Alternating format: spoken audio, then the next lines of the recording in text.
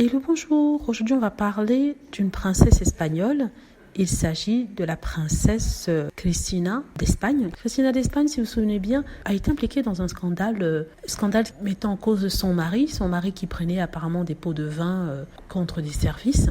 Et il a passé 2 ans en prison, enfin une prison souple et légère, parce que c'est pas les vraies prisons des gangsters et tout ça. Il est sorti il y a quelques temps et il suit un régime plus tolérant qui lui permet de rester à l'extérieur et finir une partie de sa sentence. Et on a vu ce Iñaki Undargarin récemment, et ce qui a surpris tout le monde, un paparazzi a pris une photo d'Iñaki en train de marcher dans les rues du pays basque duquel il vient, et il était main à main avec une femme. Alors il se trouve que cette femme n'est pas sa femme, c'était une autre femme plus jeune, et ça fait scandale maintenant en Espagne. Le couple n'a pas annoncé leur séparation, mais ils vivent séparément. Iñaki Undargarin vit au Pays Basque alors que elle vit en Suisse. Pourtant, il n'y a pas si longtemps, le couple était ensemble, ils marchaient main dans la main. Mais bon, on ne sait pas ce qui se passe, ils ne se sont pas prononcés dessus. Ça tourne sur toutes les télés espagnoles et aussi c'est dans tous les journaux, même internationaux. Donc c'est triste parce qu'on pensait qu'ils étaient le couple parfait, ils se soutenaient jusqu'au bout. En tout cas, elle l'a soutenu jusqu'au bout, l'a attendu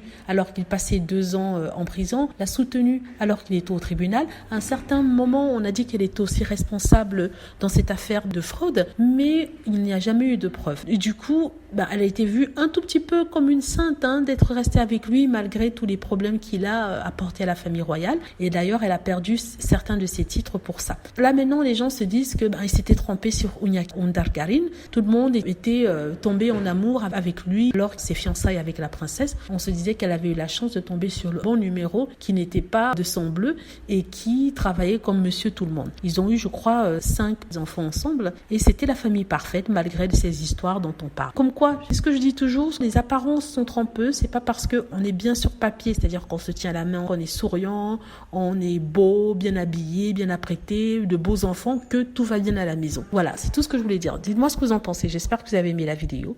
N'hésitez pas à cliquer sur like si c'est le cas, à vous abonner pour plus de vidéos et à cliquer sur la petite cloche afin d'être averti lorsque je poste une nouvelle vidéo. Merci.